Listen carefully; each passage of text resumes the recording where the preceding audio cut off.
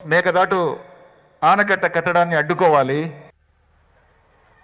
ముఖ్యంగా డెల్టా జిల్లాలను కరువు పీడిత జిల్లాలుగా ప్రకటించాలని కోరుతూ మన పార్టీ అధ్యక్షుల వారి ఆదేశాల మేరకు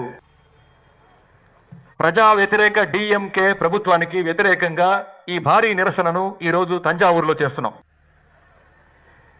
ఈ నిరసన కోసం పార్టీ సభ్యులు, మిత్రపక్షాలు, రైతులు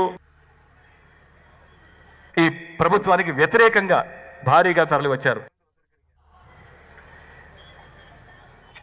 ఈ నిరసనను సమన్వయం చేసిన మన ప్రధాన కార్యదర్శి నెహ్రూ గారికి, జిల్లా కార్యదర్శి అన్న దురై చంద్రశేఖర్ గారికి మరియు అన్ని జిల్లాల పార్టీ కార్యదర్శులకు, పార్టీ రైతు విభాగం, వ్యవసాయ కార్మిక విభాగం నాయకులకు, కార్యకర్తలకు, పార్టీ శ్రేణులందరికీ, సోదరులందరికీ ముందుగా నా కృతజ్ఞతలు తెలియజేస్తున్నాను.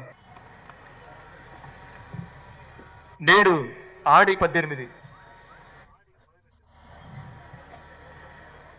సాధారణంగా ఆడి పెరుక్కులో నదులు నిండుగా ప్రవహిస్తాయి. కానీ వచ్చే దారిలో చూస్తే కావేరీ డెల్టాలోని నదులన్నీ ఈరోజు ఎండిపోయి దాదాపు ఒక ఎడార్లా ఈరోజు కనిపిస్తున్నాయి. ఇది మన ద్రవిడ మున్నేట్ర కజగం. మన నాయకుడు ముఖ్యమంత్రిగా ఉంటే ఈ పరిస్థితి వచ్చేదా? మన నాయకుడు ఇలా జరగనిచ్చేవారా?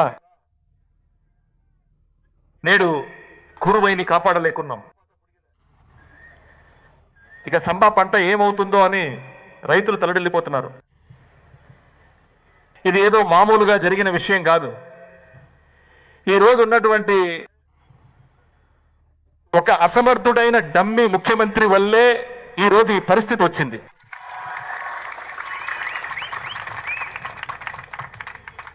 రెండు 2021 నుండి 2025 వరకు అప్పటి ముఖ్యమంత్రి మన పార్టీ నాయకుడు గారు ప్రతి సంవత్సరం సరిగ్గా జూన్ 12వ తేదీన మెట్టూరు డ్యాంను స్వయంగా వెళ్లి తెరిచారు. నిజానికి కొన్ని సంవత్సరాల్లో మన ముఖ్యమంత్రి గారు, మన పార్టీ నాయకుడు గారు అప్పుడు జూన్ 12 కంటే ముందే మెట్టూరు నుండి నీటిని విడుదల చేశారు. కానీ ఈ సంవత్సరం పరిస్థితి ఏంటి? జూన్ నెల అయిపోయింది, జూలై నెల అయిపోయింది, ఇప్పుడు ఆగస్టు నెలలో ఉన్నాం, ఇంకా నీళ్లు రాలేదు. కావేరీ బోర్డు తీర్పు ప్రకారం జూన్ నెలలో 9.9 టీఎంసీ నీళ్లు, నెలలో 32 టీఎంసీ నీళ్లు, అంటే మొత్తం 42 టీఎంసీ నీళ్లు మనకు రావాలి. కానీ నేడు ఒక్క చుక్క నీరు కూడా రాలేదు. కానీ దీని గురించి ఇక్కడున్న ముఖ్యమంత్రి నోరు విప్పి మాట్లాడుతున్నారా? మాట్లాడటం లేదు. ఆయనకున్న ఏకైక ఆందోళన ఏంటి? డిఎంకే మీద ఏ అబద్ధపు కేసు పెట్టాలి, ఏ ఫేక్ కేసు వేయాలి.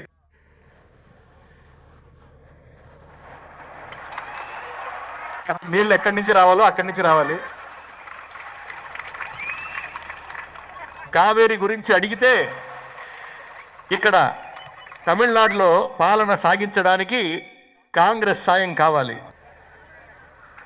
అందుకే కర్ణాటక కాంగ్రెస్ ప్రభుత్వాన్ని ప్రశ్నించే ధైర్యం లేదు, ప్రశ్నించడానికే భయపడుతున్నారు.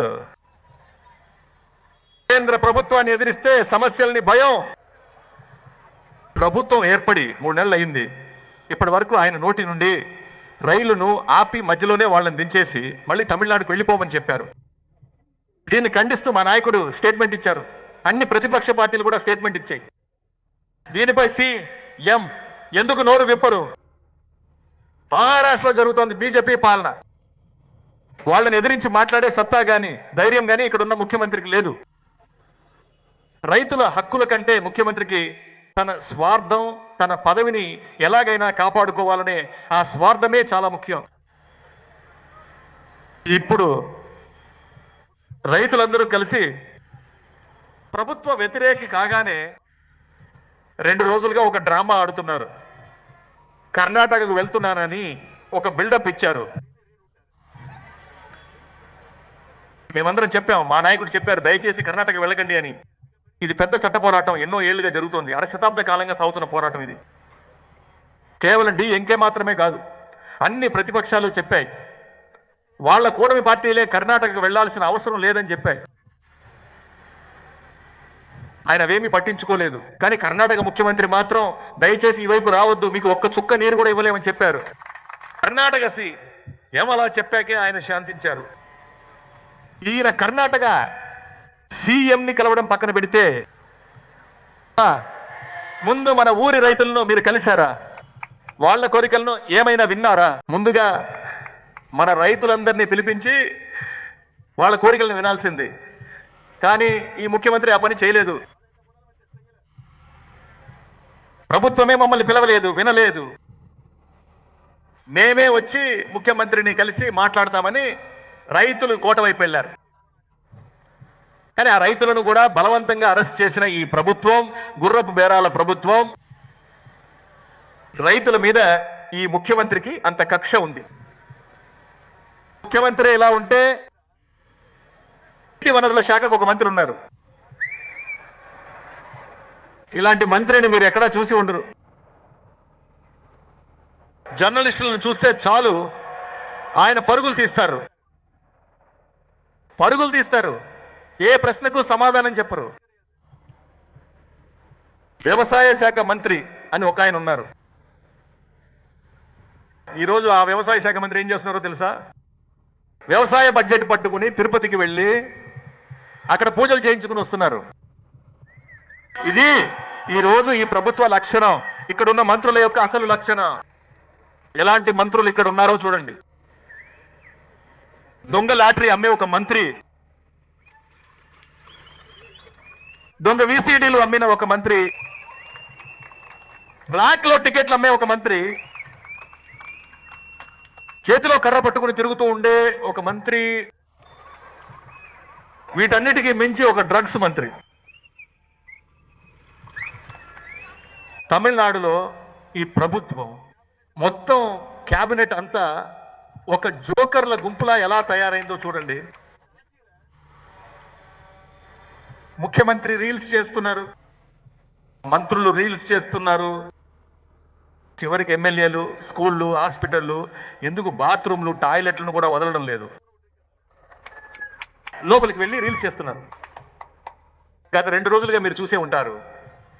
2 మంత్రులు తమ జిల్లాల్లోని స్కూళ్లకు వెళ్ళి అక్కడ పిల్లలందరినీ బయటకు రమ్మని చెప్పి వాళ్ళ పార్టీ పేరుతో నినాదాలు చేయించి దాన్ని రీల్స్ తీసి పెడుతున్నారు. ఇంత దారుణమైన ప్రభుత్వాన్ని తమిళనాడు ఎప్పుడు చూడలేదు. నెల టీవీ న్యూస్ లో మీరు చూసే ఉంటారు.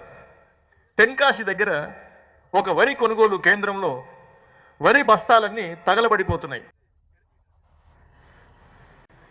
అక్కడికి వెళ్ళిన డిఎంకే అధికార పార్టీ జిల్లా సెక్రటరీ ఏం చేస్తున్నారో తెలుసా?